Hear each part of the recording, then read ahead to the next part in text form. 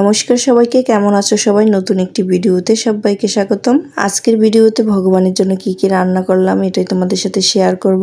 এমনিতেই দু একদিন নিরামিষ খেলে দেখা যায় গ্যাসের সমস্যা দেখা দেয়, ভালো লাগে না, কিন্তু ভগবানের প্রসাদ খেতে কিন্তু খুবই ভালো লাগে। তো চলো দেখা যাক ভগবানের জন্য আজকে কি কি রান্না করি। সবজিগুলো আনা হয়েছে দুদিন হলো, এখানে প্রায় সবজি নষ্ট হয়ে গেছে। আমাদের তো নিরামিষ ফ্রিজ নেই, তো একসাথে অনেকগুলো সবজি আনার কারণে এই অবস্থা। যাই হোক, মেজদি এখানে আমাকে সবকিছু কেটে কুটে দিতেছে। আমি আজকে রান্না করব, আজকে লাউ পাতা শাক রান্না করব। তো শাকটা আমি ধুয়ে নিতেছি, শাকটা ধুয়ে মেজদিকে দিয়ে আসবো। মেজদি সবকিছু কেটে কুটে রেডি করে দিবে। এই ফাঁকে আমি চুলায় ভুগের অন্নটা বসিয়ে দিলাম। ভুগের অন্ন রান্না হয়ে গেছে। এদিকে চুলায় কড়াই বসিয়ে দিলাম। মেজদি টমেটো কেটে দিল, তো এগুলা দিয়ে নাকি টমেটো ভর্তা করতে। প্রথমে তেলে আমি দুইটা শুকনা মরিচ, তেজপাতা, কালো জিরা ফোড়ন দিয়ে এই তো টমেটো গুলো দিয়ে দিলাম। ঢাকনা দিয়ে ডেকে দিলাম হতে থাক। এখানে মেজদি ফুলকপি কেটে দিল, সিম কেটে দিছে।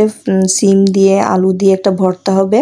আর এখানে পটল, বেগুন, তারপর ঝিঙে কেটে দিছে। তো এগুলো আমি ধুয়ে ভালো করে পরিষ্কার করে নেব। আর এই পাশে একটা চুলায় কড়াই বসিয়ে দিলাম। প্রথমে আমি বেগুনগুলো ভেজে নেব। আর বেগুনগুলো ভাজা হচ্ছে মূলত শাকের মধ্যে দেওয়ার জন্য। লাউ পাতা শাকের মধ্যে কিন্তু বেগুন দিলে খুবই ভালো লাগে। আর এদিকে আমার টমেটো ভর্তাটাও হয়ে গেছে, নামিয়ে নিলাম। এখানে ঝিঙ্গার বড়া বানানোর জন্য ঝিঙ্গাগুলোকে ধুয়ে তারপর লবণ দিয়ে মাখিয়ে রাখলাম। বেগুন ভাজা হয়ে গেছে, এখন নামিয়ে এই কড়াইতে আমি পটলগুলো ভেজে নিব। পটলগুলো দিয়ে দিলাম কড়াইতে। পটল, সয়াবিন, আলু, তারপর ফুলকপি দিয়ে একটা ঝোল হবে। এদিকে শাশুড়ি মা প্রসাদ নিয়ে আসছে, তো ডাকতেছে প্রসাদ খেয়ে যেতে। এই কার্তিক মাসে আমার শাশুড়ি মা প্রত্যেক দিনই ভোরবেলা কীর্তন করে, এটাকে ঘোষ্ট গান বলা হয়। তো ওইখান থেকে প্রসাদ নিয়ে আসছে। আর এই চিরা মাখা প্রসাদটা খেতে খুবই ভালো লাগে। প্রসাদ খেয়ে আবারও চলে আসলাম রান্নার কাজে। এখানে লাউ পাতা শাকটা বসিয়ে দিলাম। এদিকে প্রেসার কুকারে আমি সিম, আলু আর ফুলকপি ডাটাগুলো সেদ্ধ করে নিছি। সিম আলু ভর্তা করে নিব, আর ফুলকপির ডাটাগুলো ফুলকপির ঝোলের মধ্যে দিয়ে দিব। এই পাশে লাউ পাতা শাকগুলো ভাজা ভাজা হয়ে আসলে আমি বেগুন ভাজাগুলো দিয়ে নিব। ঝোলের জন্য ফুলকপিটা একটু ভাপ দিয়ে নিব, আর এখানে ঝোলের জন্য আলুটাও ভেজে নিব।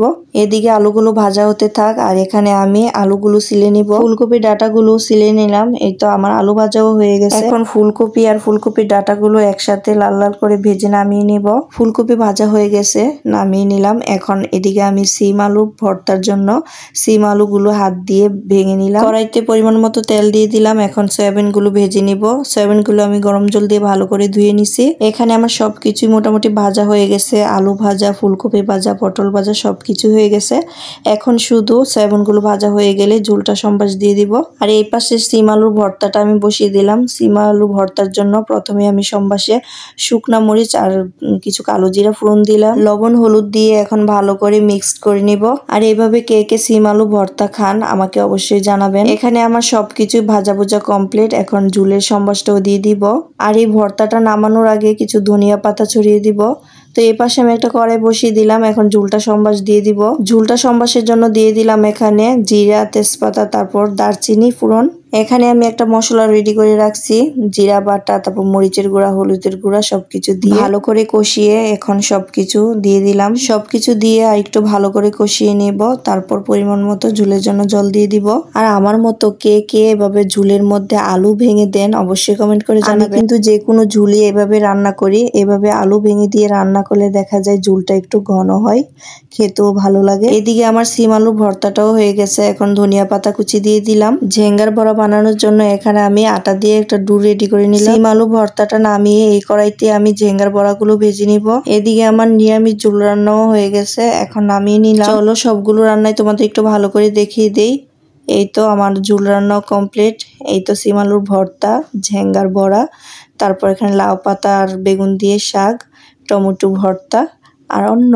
এখন শাশুড়ি মা ভগবানের ভোগের থালা সুন্দর করে সাজিয়ে তারপর ভোগ নিবেদন করে দিবে। হে ভগবান, তুমি কৃপা করে গ্রহণ করো, ভক্তের মনোবাঞ্ছা পূর্ণ করো। হরে কৃষ্ণ।